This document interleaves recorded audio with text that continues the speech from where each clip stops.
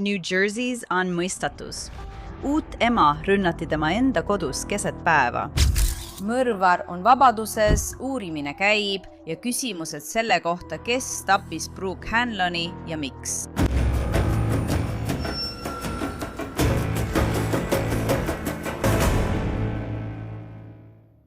Tere tulemast Law & Crime'i, mina olen Anjanette Levi.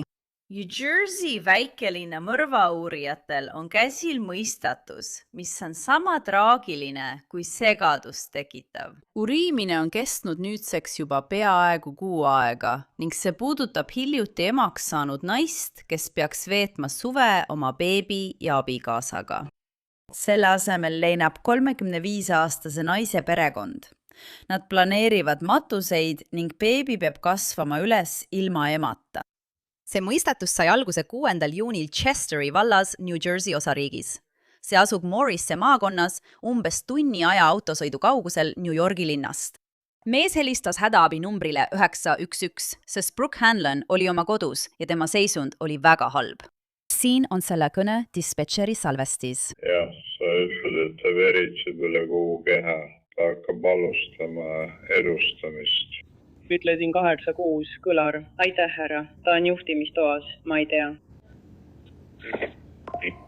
Kuidas sa räägid? Sellest Faabuer all lähevad. 47 autot tappasid inimesi teenindama. 47 autot lähevad üles teisele korrusele. Ja. Ma tulin just ise alla. Seal on 4. Nüüd, maja, kus Brooke Hanlon elas koos oma beebi ja abikaasaga, asub Pottersvilli teel. Maja asub teest eemal ja kui sa vaatad seda Google Mapsis, siis näed, et Brooke Hanloni ja tema pere kodu ümber ei ole palju maju. Ühel pool on metsased alad ja teisel pool on aiaga piiratud hoov. See paneb tõesti mõtlema, kas inimene, kes tappis Brooke Hanloni, teadis täpselt, kuhu ta läheb ja keda ta sihib.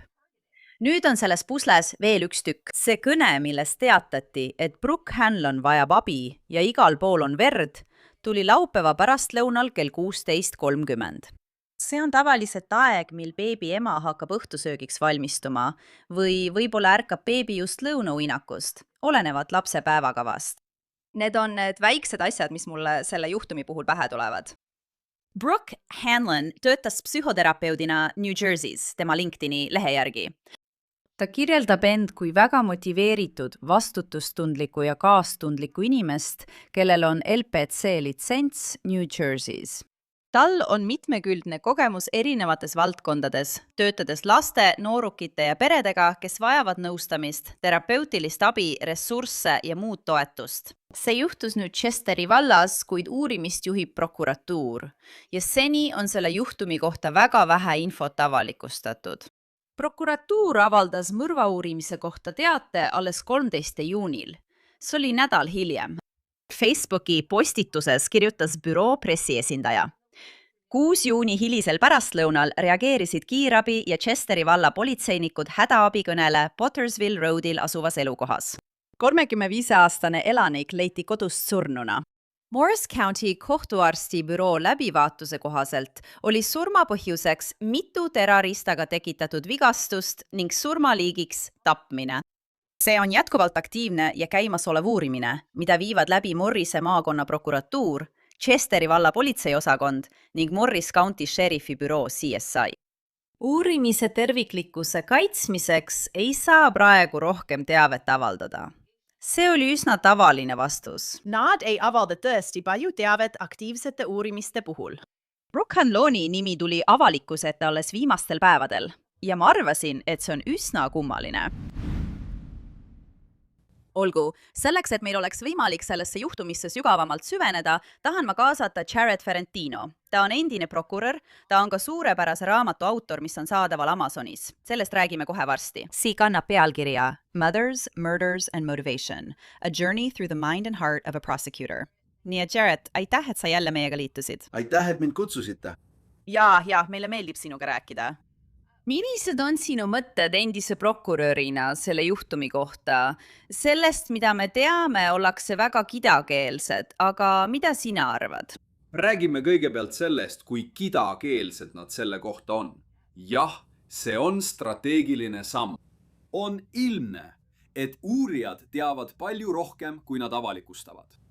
Kui nad viivad läbi ülekuulamisi ja jätkavad uurimist, on ülioluline, et teave, mida teaks ainult tapja ise, jääks avalikkuse eest varjatuks. Nii saab seda teavet kasutada ülekuulamistel või tuua see välja ülekuulamisel. Nagu näiteks sugestioonijõud, saada inimestelt teavet, mida teaksid vaid teatud isikud. Teavet, mida pole avalikult avaldatud. Nii et sageli hoiavad uurijad teatud teavet enda teada ja kasutavad seda taktikaliselt, et saada infot kahtlusaluselt, tunnistajatelt või inimestelt, kellel on usaldusväärsus tõestavat teavet. Kui palju kordi oleme seda näinud? Meil on inimesi, kes annavad infot, mille nad on leidnud internetist või meediast, kuigi neil tegelikult puudub juhtumiga igasugune seos. Seda lihtsustab sellise teabe enda teada hoidmine. Mind ajab siin veidi segadusse sündmuste ajajoon.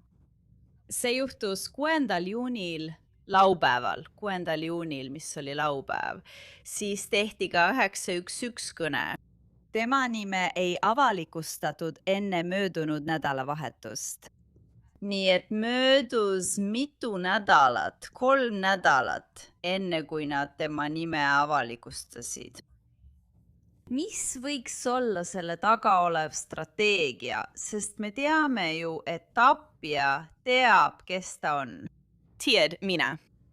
Selleks võib olla mitu põhjust, aga prokurörina, miks sa hoiaksid seda infot nii kaua tagasi, eriti kui nad teatasid, et neil oli see uurimine juba 13. kuupäeval käimas, nädal pärast tapmist? Ja, see fakt oli segadust tekitav. Ma ei ole kunagi olnud osa juhtumist, ega tea ühtegi juhtumit, kus ohvri isikut oleks varjatud koduses, ilmselt tema kodus toimunud tapmisjuhtumis.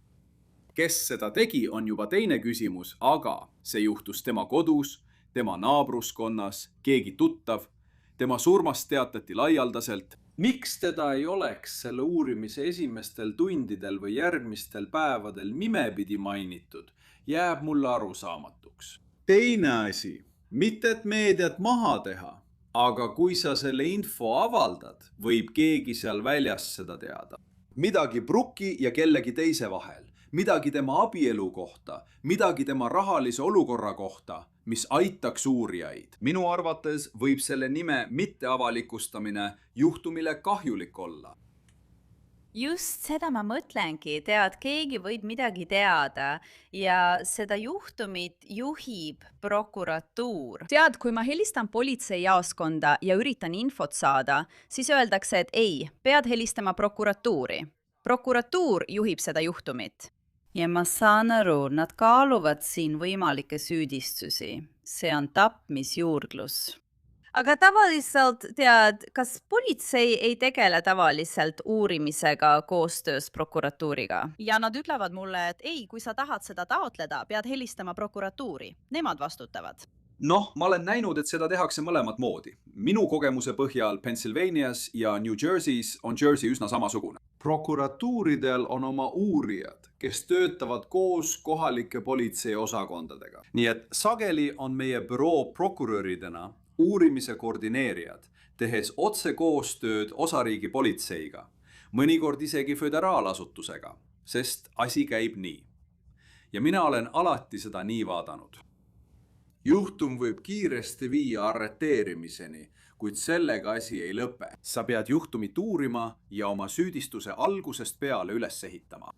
Tead, see lõpeb loodetavasti süüdimõistmise ja õigluse jalule seadmisega. Seega on oluline, et tapmisjuhtumite prokurörid oleksid juba varakult kaasatud ja sageli uurimist koordineeriksid. Teine asi, mida me väiksemate politseijaoskondade puhul tegime, oli see, et me olime kindlasti juhtpositsioonil. Ja kui me töötasime suuremate politseijaoskondade või näiteks Pennsylvania osariigi politseiga, oli see pigem vastastikune koostöö. Aga igasugused päringud üksikisikutelt nagu teie või kohaliku meedia esindajatelt tulid läbi prokuratuuri. Nii et me rääkisime ühel häälel. Jaa. No, see on kindlasti mõistlik. Ja see võib olla väikse magalalinna politseijaoskond, mis ei tegele eriti paljude mõrvadega. Üks asi, mis mulle selle juures huvi pakub, Jared, sa kuulasid dispetšeri salvestist, täpselt nagu mina. Ja nad ütlevad, et seal on üks mees Pottersville Roadil. Ta ütleb, et vajab abi. Igal pool on veri. Ta hakkab elustama. On laupäev, kell on 4:30. Tead, ma mõtlen enda missi, lihtsalt mõtlen. Ma ei tea, millised on töögraafikud selles kodus, Hanloni kodus Pottersville Roadil, aga on laupäeva pärastlõuna. See on paar, kellel on väike beebi. Kas abikaasa oli tööl? Kas abikaasa tuli koju ja leidis oma naise? Kas ta oli golfi mängimas? Kas ta oli sõpradega väljas? Mul pole aimugi. Aga laupäeva pärastlõunal kell 4:30 leitakse see naine teisel korrusel surnuna, teda on ilmselt bussitatud.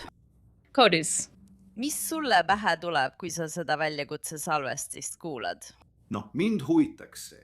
Ma peaksin teadma, mis toimub Brooki ja tema abikaasa ning kõigi teiste tema elus olevate inimeste eludes. Sa pead tegema seda ohvri analüüsi, omamoodi tagurpidi rekonstruktsiooni. Sa vaatad Brooki tead küll, loodetavasti suudavad nad täpselt kindlaks teha, millal see juhtus. See on oluline. Kus see juhtus? Millises toas majas see aset leidis?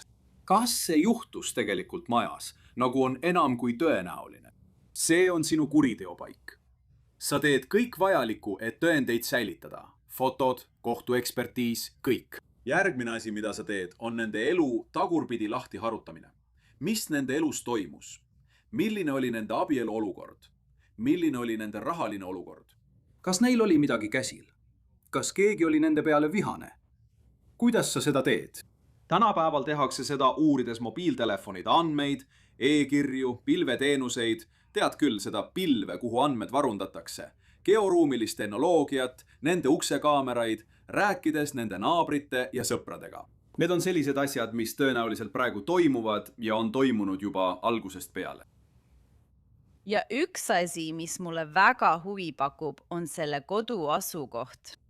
See kodu ei asu lihtsalt kuskil äärelinnas. See on küll äärelinnas, aga mitte, kui nii võib öelda, tüüpilises elamurajoonis. See asub põhimõtteliselt teekäänakul ja tundub, et ümberkaudu pole ühtegi teist maja. Ma mõtlen, kui sa tahad sinna majja minna, siis peaksid sa teadma, kuhu sa lähed. Ma mõtlen, see ei ole lihtsalt nii, et ma lihtsalt sattusin selle maja peale. Tead, on võimalik, et tegu oli majja sissetungiga, aga paneme selle korraks ekraanile. Ma tahan sulle seda näidata. Nii, et siin see on Jared. Ma mõtlen, see on meie maja ja läheduses ei paista ühtegi teist maja olevat. Kui sa vaatad seda Google'i kaarti, siis näed, et seal on hoov. Pottersville'i tee kulgeb mööda teed edasi. See ei tundu olevat mingi väga tiheda liiklusega tee. Nii, et selle asukohani jõudmiseks peaksid sa teadma, kuhu sa lähed. Sa läheksid sinna kindla eesmärgiga. No, see on üks mõtteviis. Kindlasti tundub, et tegemist on sihtkohaga, kuhu minnakse teadlikult. See pole midagi, millele sa juhuslikult peale satuksid. Teine mõtteviis oleks see, et kuna see on nii eraldatud teistest naabritest, siis on see elukoht, mida saab kergesti sihtmärgiks võtta, sest võib-olla keegi ei kuule, kui keegi karjub. Võib-olla ei ole läheduses tunnistajaid, kes saaksid midagi märgata. See on muidugi puhas spekulatsioon, aga sellise koha puhul ongi kaks erinevat mõtteviisi. Teate, aga ma olen piisavalt palju selliseid juhtumeid prokurörina käsitlenud. Teate, ajastus on oluline. On laupäeva pärastlõuna. Mis toimub laupäeva pärastlõunal kell 16:30? Kui sul on lapsed, siis kas on hommikul sünnipäevapidu või midagi muud? Sa valmistud juba õhtuseks tegevuseks, mis iganes see ka poleks. Enamasti oled laupäeva pärastlõunal kodus. See on sõna otseses mõttes ainus aeg, vähemalt meie majas, kui kõik on kohal, eks? Või pühapäeva pärastlõunal. Nii et... Ja ma arvan, et beebi ärkaks sel ajal lõunauinakust. Täpselt. Ja see ei ole aeg ega koht juhuslikuks sihtimiseks. Ja taas, nüüd, isikliku kogemuse põhjal ei ole ma näinud, et sel kellaajal oleks mõnda kinnisvara või elukohta sihikule võetud. Tavaliselt sihitakse sellist kodu öösel väga vara hommikul. See ei tähenda, et seda ei juhtu, aga selle kohta on nii vähe infot avaldatud. Sellistel juhtudel tuleb tugineda sellele, mida tavaliselt nähakse. Ja muide, keegi helistas hädaabinumbrile 911. Oli piisavalt aega mõelda, et ma teen elustamist, mis viitab sellele, et võib-olla oli Brooke veel elus või võitles ellujäämise nimel, kui see kõne tehti. Kui keegi oleks ta leidnud ja ta oleks olnud selgelt surnud, saanud mitu noahaava ning olnud juba mõnda aega surnud, siis ei räägitaks enam elustamisest. Seega on see keegi, kes kas leidis ta suhteliselt kiiresti pärast tapmist või rünnakut või keegi, kes oli tõenäoliselt ise seotud. Ja see oli taas raevutegu, mille kohta me teame järgmist. Teda pussitati rinda ja siis keegi helistas, veri oli igal pool ning räägiti elustamisest. See räägib millestki, mis juhtus rünnaku ajal või vahetult enne ja pärast seda. Ajastus on oluline. Ja mis mulle veel huvi pakub, on prokuratuur. Siin on seotud ka beebi. Nii et loomulikult tõstab see tundlikkuse taset, aga nad ei kommenteeri üldse beebit. Ma küsisin, kas beebiga on kõik korras, kas beebi on väljaspool ohtu ja nad ei kommenteeri. Ja ma saan sellest mingil määral aru, nad uurivad ühte tapmisjuhtumit, nii et vähemalt teame, et beebiga ei juhtunud midagi halba, tänu jumalale. Aga see on ju õudne vaatepilt, kas sa suudad ette kujutada? Seal on beebi, me eeldame, koos oma emaga kodus ja ema pussitatakse surnuks. Ja keegi helistab 112, et teda päästa. Ma mõtlen, see on kohutav vaatepilt, millele peale sattuda. Ja kahjuks olen ma seda näinud. Teate, ma olen selliseid juhtumeid näinud. Mul oli juhtum, kus lapsed olid sisuliselt ema ja isa vahel, kui isa tappis ema tulirelvaga.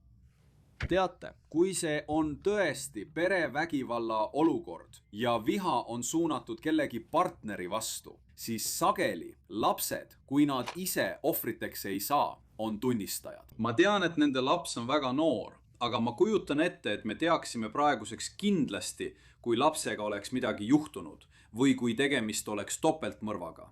See ei paista nii olevat. Nii olevat, jah, me teaksime seda kindlasti. Minu jaoks on lihtsalt kummaline, et nad ei ütle isegi, et beebi on perega turvaliselt või midagi sellist. Tead, sa räägisid varem ohvri analüüsist. Brooke on terapeut. Ta oli terapeut. Ja tead, kõik veebis leiduv, mis räägib tema praktikast, mainib, kuidas ta töötab perede ja noorukitega. Ma eeldan, et nad uurivad ka seda suunda, kas tal olid mõned kliendid. Kas tal oli mõni klient, kellel oli temaga mingil põhjusel kana kitkuda või, ma ei tea, keegi, kes oli temasse armunud? Võib-olla igasuguseid asju, aga tead, see on üks asi, mille nad teavad välistama. Ma arvan, et ilmselgelt, tead, osa sellest ohvri profiilist ongi see, kes oli Brooke. Kes ta oli naisena? Kes ta oli emana? Kes ta oli psühhoterapeudina? Jah, räägime sellest. Inimesed, kes näevad Brooke'i kliinilises keskkonnas, on selgelt selliste probleemidega, mille puhul nad on vestlusteraapias, otsivad abi. See nõuaks tema patsiendikaartide uurimist, et vaadata, kas keegi ähvardas teda, kas ta oli väljendanud hirmu või muret mõne patsiendi suhtes. Kas mõne patsiendi puhul oli hiljuti või viimaste kuude jooksul hoolduses katkestus? Mis võiks panna kellegi soovima Brooke'ile halba? Need on nüüd asjad, kui see oleks tõesti mõrvamüsteerium. Kui see on selgelt peresisene konflikt ja sündmuskohal on füüsilisi tõendeid, mis toetavad, et tegemist oli halvasti lõppenud peresisese konfliktiga, siis ilmselgelt ei läheks sa nii sügavale detailidesse. Aga kui see on tõesti mõrvamüsteerium ja sa uurid, kas oli mingi kolmas juhuslik osapool, varas, juhuslik ründaja, keegi väljaspoolt perekonda, siis jah, sa pead tema kontaktid tema andmetest läbi vaatama. Ma tahan teada kodus olevatest elektroonikaseadmetest, mobiiltelefonidest. Kas seal on näiteks Alexa, mis salvestab heli? kas kodu väljas või sees on turvakaameraid, arvestades, et te olete justkui keset ei miskit või vähemalt natuke üksildasemas piirkonnas? See pole päris täiesti üksildane. Aga kui sa seal elad, siis võiks arvata, et sul on maja ümber mõned kaamerad ja kas need salvestasid midagi või mitte? Just sellised asjad on tänapäeval uurimiste puhul väga võimsad ja olulised. Teine asi. Kas tal oli Apple Watch? Kas tema pulss on seal näha? Kas me saame kindlaks teha, millal tema pulss tõusis tasemeni, mis viitab rünnakule ja millal ta lõpuks suri? Kui keegi ütleb, et me ei tülitsenud, midagi ei juhtunud sel päeval, kõik oli rahulik, aga samas on näha tema pulsi kiirenemist ja aeglustumist või sõnumid viitavad mingile kestvale konfliktile. Need on need asjad, mida sa kasutad, et vastu vaielda sellele, mida keegi võib väita ja mida sa hiljem oma esituses ja hiljem süüdistuse toetuseks kohtus kasutad. Ma kujutan ette, et kuna see tee on üsna eraldatud, siis sa küsitleksid ka selle tee ääres elavaid naabreid, et näha, kas neil on kaameraid, mis oleksid salvestanud mööduvaid sõidukeid. See on samuti oluline. Tead, need on need asjad, mis aitavad. Kui tegemist oli väljastpoolt tulnud kolmanda osapoolega, muutuvad need asjad veelgi olulisemaks. Ja me räägime isegi kahtlusaluste välistamisest. Jällegi, kõik sõltub sellest, mida uurijad praegu teavad. Kas nad keskenduvad konkreetsele isikule, kes oli temaga kodus või kolmanda osapoole võimalusele? Jah, ma arvan, et elektroonika annab siin suure osa loost teada. Ma arvan, et need on väga olulised ja selle teabe kättesaamine ja analüüsimine võtab aega. Nii et vaatame, mis sellega saab. Jared, räägi mulle veidi oma raamatust. Räägi meile raamatust. Kahjuks see raamat räägib väga sarnasest juhtumist, perevägivalla juhtumist, kus ema tapeti oma kodus. Aga see raamat räägib ka emadest, kelle eest mul on olnud au oma elus võidelda. Ja see räägib minu emast, kes kasvatas mind ja mu 3 venda pärast meie isa varajast surma. Nii et see raamat tähistab emasid kui võimsaid, väga võimsaid jõude. Juhtumites, kus ma nende eest võitlesin, kus nende lapsed tapeti, emad, kes tapeti hetkega ja ema, kes võeti vastutusele selle eest, et ta ei suutnud oma last kaitsta. Nii et tead, ma vaatan seda juhtumit. Ma näen järjekordset ema traagilist surma. Me ei tea kõiki üksikasju, kuid me teame, et laps on siin emata. Üks perekond on kaotanud Brooke'i. Tead, kahjuks olen ma oma karjääri jooksul seda palju näinud ja ma kirjutasin sellest. Ja ma loodan, et raamat annab jõudu inimestele, kes satuvad sellisesse olukorda, kuid samal ajal näitab, et meie kriminaalõigussüsteemis on lootust. Jah, ma arvan, et see on kõigile tutvumist väärt. See on saadaval Amazonis. Ja Jared, aitäh sulle, et tulid ja võtsid aega, et rääkida Brooke Hanloni juhtumist. See on laastav, see on nii kurb. Ja loodetavasti saavad tema pere ja sõbrad peagi vastused. Aitäh! Kõigil, kellel on teavet Brooke Hanloni surma kohta, palutakse võtta ühendust Morrise maakonna prokuratuuriga. Siinumber on 973 285 2900. Ja sellega ongi selleks korraks kõik Law & Crime'i episoodist. Mina olen Anja-Net Levi. Suur tänu, et olite minuga. Kohtume siin jälle järgmisel korral.